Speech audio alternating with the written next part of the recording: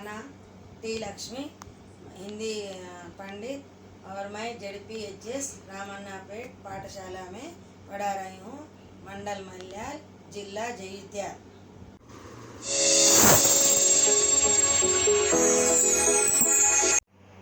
बच्चे, आज हम कक्षा 9वीं में विषय हिंदी है, कक्षा 9वीं है, ये क्लास 9th क्लास में हिंदी, और सेकंड लेसन है, सेकंड पार्ट है, दूसरा पार्ट है गाने वाली चिड़िया। क्या नाम है बच्चे? गाने वाली चिड़िया। इसके बारे में अपन कुछ जानेंगे, पहले उस समाचार को जानकारी लेंगे। क्या है ये गाना, यानी गाने वाली चिड़िया, यानी गाने वाली चिड़िया, यानी गाने वाली का अर्थ क्या है? जो गाना गाती है उसे गाने वाली बोलते हैं। यहाँ चिड़िया है, यानी चिड़िया कैसी गाती है?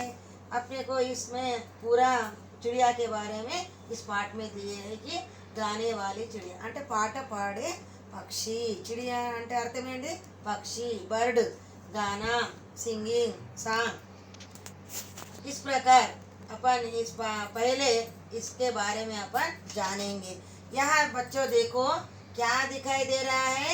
गाने वाली चिड़िया, और नीचे क्या दिया है? चित्र है। चित्र में क्या दिखाई दे रहा है? यहाँ कौन कौन है? यहाँ बराबर बताए हैं, किसान है, और किसान का एक किसान है, और हल है, बैल है, हल है। हल से यहाँ क्या कर रहा है? क्या दिखाई दे रहा है? खेत। खेत में किसान हल के साथ है, यानी यहाँ व्यवसाय का काम कर रहा है किसान। इस चित्र में अपने को क्या दिखाई देता है? पूरा व्यवसाय संबंधित चित्र है। और हमारा भारत देश कैसा देश है? पूरा व्यवसाय भरित देश है। अपना हरा भरा देश भारत देश है। इसमें अधिकतर कौन सा काम करते हैं? किसान का काम, यानी व्यवसाय का काम करते हैं। इस प्रकार अपने को किसान और मजदूर के प्रति हमारा क्या कर्तव्य है? यानी जो अन्न की पैदा करते हैं, अन्नदाता है। अन्नदाता के बिना अपन जीना मुश्किल है, इसीलिए उनकी गौरव करना, अन्नदाताओं की रक्षा करना, और उनको अपन संभालना, और उनको रक्षा करने का हम कर्तव्य मानकर अपन कुछ उनके लिए काम करें। उसकी रक्षा करने के लिए हम हमेशा तैयार रहे। और मैं आशा करती हूँ कि सरकार भी अभी कुछ अधिक ध्यान दे रहे हैं व्यवसाय के इस पर। अपना भारत देश पूरा व्यवसाय पर ही निर्भर है, लेकिन कई कारणों से किसान लोग आत्महत्या कर रहे हैं, और अधिकतर लोग कुछ काम करके बिता रहे हैं। तो अब हम व्यवसाय को संभालना ही हमारा कर्तव्य है, इसलिए किसानों की रक्षा करें, तभी अन्नदाताओं की रक्षा करने से व्यवसाय की हम रक्षा कर सकते हैं। उसके लिए हम हमेशा उनकी सहायता करने के लिए तैयार रहे। बच्चे, आप भी अगले पीढ़ी में अच्छी तरह से आधुनिक तरीक़ा से व्यवसाय करने के लिए कई अपने को उपयोग में आता है, और कई प्रकार के नवीन तरीका है। उसे आधुनिक तरीका के आधार पर आप भी और व्यवसाय की रीति को अच्छी तरह जानकर उनकी रक्षा करना, हमारा भारत देश की रक्षा करना, और तुम अच्छी तरह से अधिकतर फसलों का निकालने के प्रयत्न करें। इस प्रकार हम भारत देश की रक्षा करें। अब हम इस प्रकार पाठ की ओर बढ़ेंगे। इस पाठ में क्या है और कुछ मैं अपने को पढ़कर दिखाती हूँ, आप अच्छी तरह से सुनो, और कुछ कठिन शब्दों के जो है मैं अर्थ बोलूँगी। कुछ नहीं समझ में आने से मुझे पूछो, मैं तुम्हें अर्थ पूरा बताऊँगी। और पाठ जो है अपन ध्यान से सुनो। यहाँ बच्चे, आप भी किताबें निकाल कर देखो।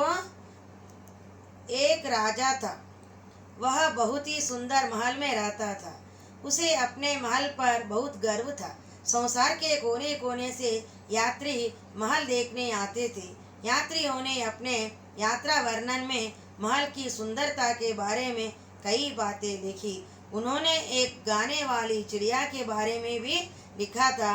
यह चिड़िया महल के पास वाले जंगल में रहती थी और बहुत मधुर स्वर में गाती थी। यहाँ जो है बच्चे, यहाँ जो पहला है भाग है उसमें आप देखो क्या है, यहाँ चिड़िया है, यहाँ महल में है, क्या कर रहे हैं, यहाँ देखो गाना गा रही है। और वहाँ कहाँ है, चिड़िया के बारे में अपन में दिया है, ये राजा के पास है। अब देखो राजा के महल में है। तो एक राजा था, राजा है ना, किंग, एक राजा था అంటే ఒక రాజు ఉండేవాడు। వహ बहुत ही సుందర మహల్ में रहता था।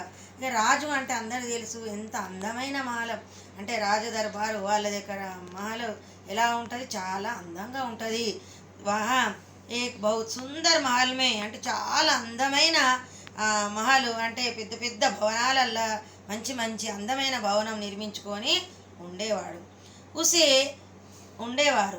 ఉసే అప్నే మహల్ పర్ బహుత్ గర్వ థా। ఈ విధంగా చాలా అన్నిటికంటే అన్ని రాజ్యాల కంటే నేను చాలా ఇట్లా మంచి మంచి నా ఆధునికమైన మంచి మంచి సౌకర్యాలతోటి అందమైన భవనంలో నేను ఉంటున్నాను అని చాలా స్వయంగా గర్వపడేవాడు। బహుత్ గర్వ థా అంటే గర్వించేవాడు, నాకు నేను ఇంత ఉన్నా, నాకేంది నేను ఇంత మంచి అందమైన భవనంలా ఉంటున్నా అని తనకు తానే గర్వపడేవాడు। संसार के कोने कोने से यात्री महल देखने आते थे। ప్రపంచంలోనే చాలా అందంగా ఉండే అతను ఉండే మహల్। అప్పుడు తను ఏమనుకో ఎక్కడెక్కడ వాళ్ళు యాత్రికులు అంటే टूरिस्ट जो आते थे, कहाँ आते थे, राजा के दरबार को देखने के लिए, राजा के महल को देखने के लिए कहीं कहीं से अपने प्रपंच में पूरा को जहाँ के है ना सभी लोग हैं, तो भी ये महल का वर्णन देखकर सभी लोग आते थे और उस महल का वर्णन करके वह रचना करते थे।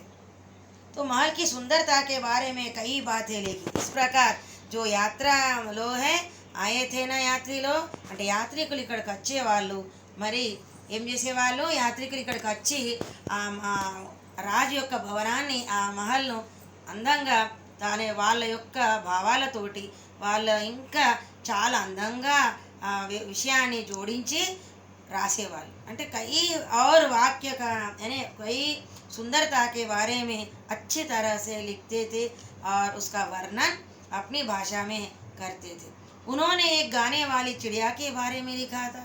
यात्री आए थे और एक बार देखा तो राजा ने देखा और पढ़ा तो क्या मिला, उसमें एक गाने वाली चिड़िया है।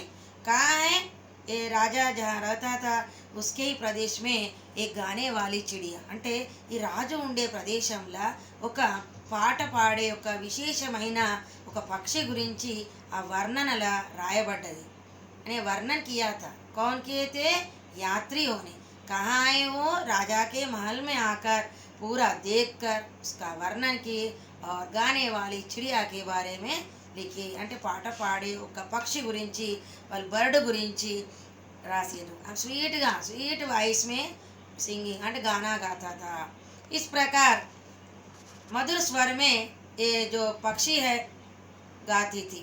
राजा ने इस चिड़िया को कभी नहीं देखा था। చూడండి ఎంత మనకు ఇక్కడ అర్థమవుతున్నది, చాలా గర్వపడేవాడు, నాకేంది నేను అన్నీ తెలుసు అన్నట్టు గర్వంగా ఉండేవాడు। కానీ అక్కడ అర్థం ఏమవుతుంది, తన ప్రదేశంలోనే తన రాజ్యంలోనే ఈ పక్షి అనేది పాడే పక్షి ఉన్నదని తనకే తెలియదు। उसे नहीं मालूम था, वह कभी भी नहीं देखा था।